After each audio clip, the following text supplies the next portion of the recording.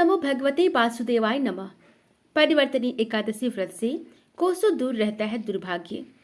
पौराणिक मान्यता के अनुसार 4 माह तक श्री हरि का शयन काल चलता है और परिवर्तनी एकादशी के दिन ही भगवान विष्णु निद्रा अवस्था में करवट लेते हैं।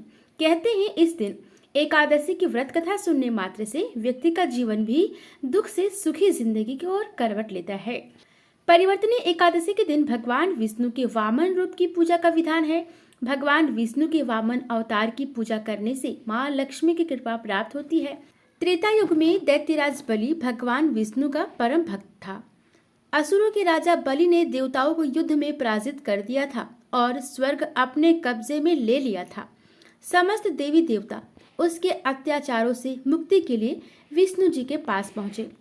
भगवान विष्णु ने देवताओं को बलि के डर से छुटकारा दिलाने का आश्वासन दिया और राजा बलि के समक्ष वामन रूप यानी कि ब्राह्मण का रूप धरकर पहुंच गए।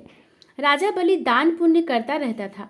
जब विष्णु जी ने बलि से 3 पग भूमि दान में मांगी तो उसने वामन देव को भूमि देने का वचन दिया। वामन देव ने अपना विकराल रूप धारण कर 1 पग स्वर्ग नाप लिया, दूसरे से धरती, तीसरे कदम के लिए जब कोई जगह नहीं बची तो राजा बलि ने अपना सिर झुका दिया और बोले कि तीसरा कदम मेरे सिर पर रख दे। वामन देव राजा बलि की भक्ति और वचनबद्धता से बहुत प्रसन्न हुए।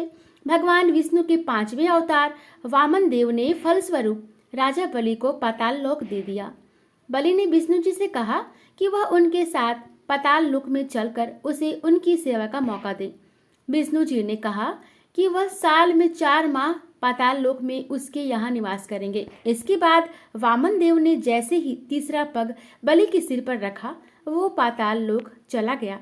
कहते हैं इस व्रत को करने से दुर्भाग्य दूर होता है। पौराणिक कथा के अनुसार युधिष्ठिर कहने लगे कि हे भगवान, भाद्रपद शुक्ल एकादशी का क्या नाम है, इसकी विधि तथा इसका महात्म्य कृपा करके कहिए। तब भगवान श्री कृष्ण कहने लगे कि इस पुण्य, स्वर्ग और मोक्ष को देने वाली तथा सब पापों को नाश करने वाली उत्तम वामन एकादशी का महात्म्य मैं तुमसे कहता हूँ, तुम ध्यान पूर्वक सुनो। यह पद्मा या परिवर्तनी एकादशी जयंती एकादशी भी कहलाती है। इसका यज्ञ करने से वाजपेयी यज्ञ का फल मिलता है। पापियों के पाप नाश करने के लिए इससे बढ़कर कोई उपाय नहीं है। जो मनुष्य इस एकादशी के दिन मेरी वामन रूप की पूजा करता है उससे तीनों लोग पूज्य होते हैं। अतः मोक्ष की इच्छा करने वाले मनुष्य इस व्रत को अवश्य करें। जो कमल नयन भगवान का कमल से पूजन करते हैं वे अवश्य भगवान के समीप जाते हैं। जिसने भाद्रपद शुक्ल एकादशी को व्रत और पूजन किया उसने ब्रह्मा विष्णु सहित तीनों लोगों का पूजन किया। अतः हरिवासर अर्थात एकादशी का व्रत अवश्य करना चाहिए। इस दिन भगवान करवट लेते हैं, इसलिए इसको परिवर्तनी एकादशी भी कहते हैं। भगवान के वचन सुनकर युधिष्ठिर बोले कि भगवान, मुझे अति संदेह हो रहा है कि आप किस प्रकार सोते और करवट लेते हैं तथा किस तरह राजा बलि को बांधा और वामन रूप रखकर क्या क्या लीलाएं की। चातुर्मास के व्रत की क्या विधि है तथा आपके शयन करने पर मनुष्य का क्या कर्तव्य है, सो आप मुझसे विस्तार से बताइए। श्री कृष्ण कहने लगे कि हे राजन, अब आप सब पापों को नष्ट करने वाली कथा का श्रवण करें। त्रेता युग में बलि नामक एक दैत्य था। वह मेरा परम भक्त था।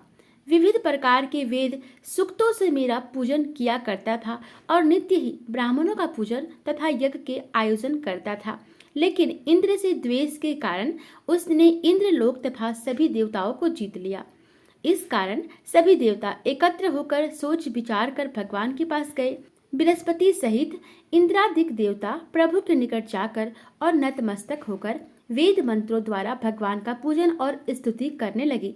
अतः मैंने वामन रूप धारण करके 5वां अवतार लिया और फिर अत्यंत तेजस्वी रूप से राजा बलि को जीत लिया।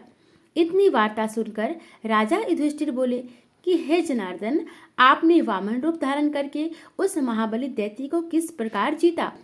श्री कृष्ण कहने लगे, मैंने बलि से 3 पग भूमि की याचना करते हुए कहा, ये मुझको 3 लोक के समान है और हे राजन, यह तुमको अवश्य ही देनी होगी। राजा बलि ने इसे तुच्छ याचना समझकर 3 पग भूमि का संकल्प मुझको दे दिया और मैंने अपने त्रिविक्रम रूप को बढ़ाकर यहाँ तक कि भूलोक में पद, भुवर लोक में जंघा, स्वर लोक में कमर, महलोक में पेट, जनलोक में हृदय, यमलोक में कंठ की स्थापना कर सत्यलोक में मुख, उसके ऊपर मस्तक का स्थापित किया। सूर्य, चंद्रमा आदि सब ग्रहगण, योग नक्षत्र, इंद्रादिक देवता और शेष आदि सब नागगणों ने विविध प्रकार से वेद सूक्तों से प्रार्थना की।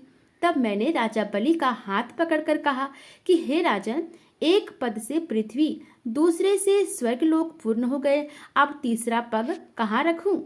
तब बलि ने अपना सिर झुका लिया और मैंने अपना पैर उसके मस्तक पर रख दिया, जिससे मेरा वह भक्त पाताल लोक को चला गया। फिर उसकी विनती और नम्रता को देखकर मैंने कहा कि हे बलि, मैं सदैव तुम्हारे निकट ही रहूंगा।